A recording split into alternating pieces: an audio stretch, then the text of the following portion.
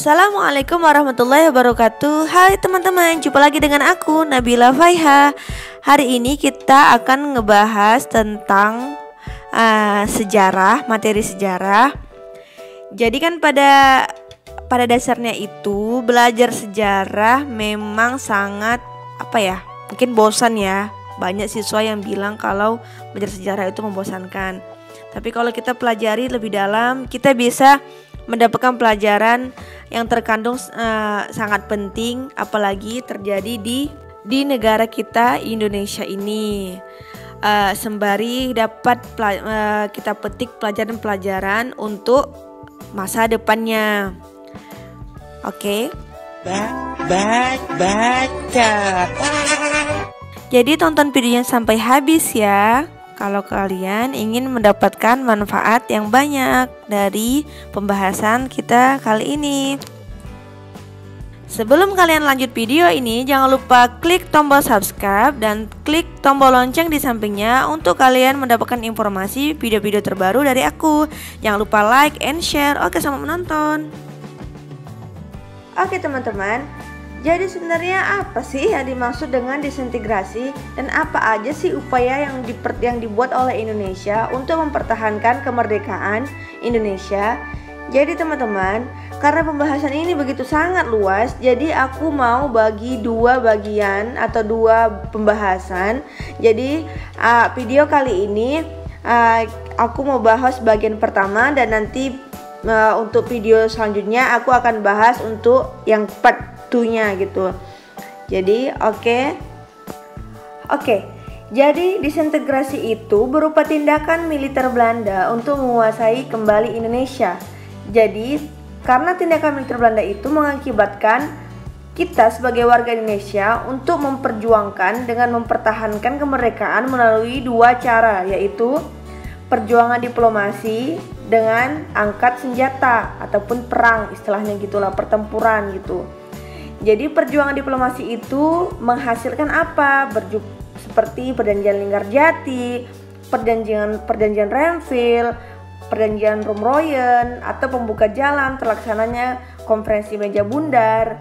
Dan sedangkan angkat senjata itu menghasilkan apa? Terjadinya lah pertempuran Surabaya, pertempuran Ambarawa, pertempuran Medan Area, pertempuran Bandung Lautan Api, adanya peristiwa Merah Putih di Manado, dan pertempuran Margarana. Jadi memang pertempuran ini gejolak-gejolak antar daerah untuk tetap mempertahankan daerahnya masing-masing dan umumnya untuk Indonesia.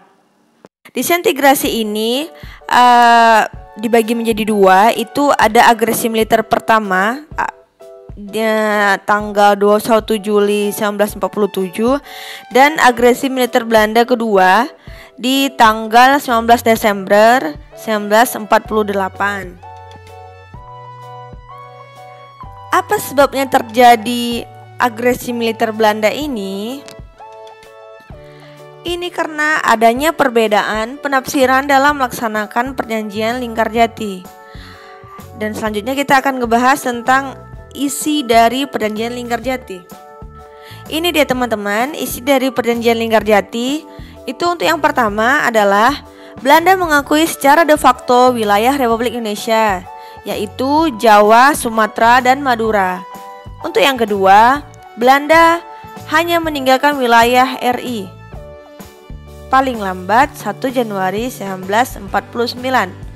Untuk yang ketiga, yaitu pihak Belanda dan Indonesia sepakat untuk membentuk ORIS atau Republik Indonesia Serikat. Dan untuk yang keempat, isinya adalah dalam pembentukan RIS atau Republik Indonesia Serikat itu tergabung dalam Uni Belanda atau Persemakmuran Indonesia dan Belanda. Itu adanya isi dari perjanjian Linggarjati. Semoga teman-teman bisa memahami isi dari perjanjian ini ya. Kemudian selanjutnya, sebenarnya apa sih penyebab terjadinya agresi militer Belanda kedua? Penyebabnya ialah karena terjadinya pelanggaran terhadap isi perjanjian Renville. Dan apa aja isi perjanjian Renville? Kita lanjut. Ini dianya isi perjanjian Ranville, teman-teman bisa baca. Jadi di sini aku sebutkan aja ya. Untuk isi dari yang pertama itu adalah Belanda hanya mengakui Jawa Tengah, Jogja, dan Sumatera sebagai wilayah Republik Indonesia. Jadi di luar dari Jogja, Sumatera, dan Jawa Tengah itu bukan wilayah dari Indonesia yang diakui oleh Belanda. Untuk yang kedua yaitu TNI harus ditarik mundur dari daerah wilayah pendudukan di Jawa Barat, Jawa Timurnya Indonesia. Dan untuk yang terakhir, yang ketiga, disetujuinya sebuah garis demarkasi atau VanMook yang memisahkan wilayah Indonesia dengan kependudukan Belanda. Kemudian terjadi di malam harinya terjadi serangan udara yang menyerang kota Yogyakarta. Sebenarnya apa sih tujuan penyerangan tersebut? Tujuannya ialah ingin menghancurkan kedaulatan Republik Indonesia dan menguasai kembali seluruh wilayah Republik Indonesia. Jadi terutama di Yogyakarta yang dijadikan sebagai ibu kota Indonesia pada saat itu gitu. Jadi memang tujuannya itu memang penghancuran ya kedaulatan Indonesia itu, tetap ingin menguasai Indonesia kembali. Dan apa efeknya? Yaitu mengakibatkan ibu kota Yogyakarta dikuasai oleh Belanda. Dan para petinggi negara kita seperti Soekarno, Muhammad Hatta, Agus Salim itu pasti ditangkap oleh Belanda dan diasingkan tentunya oleh Belanda. Namun teman-teman, sebelum ditangkap itu presiden kita kan memang sangat pintar. Jadi dia sempat memberikan mandat kepada Mr. Sarifuddin Prawira Negara untuk membentuk sebuah pemerintahan darurat Republik Indonesia di Bukit Tinggi, jadi PDRI. Jadi memang kita walaupun pemimpin kita tuh ditangkap, tapi Soekarno sempat memberikan mandat untuk istilahnya untuk mengkoordinir Indonesia, walaupun pembentukan itu hanya pemerintah darurat, tapi setidaknya ada yang memimpin Indonesia pada saat itu walaupun pemimpin kita atau presiden kita itu ditangkap oleh Belanda. Jadi memang pada saat itu peranan Mr. Sarifuddin Prawira Negara itu memang sangat besar. Jadi teman-teman juga harus tahu ya siapa sih sebenarnya Sarifuddin itu.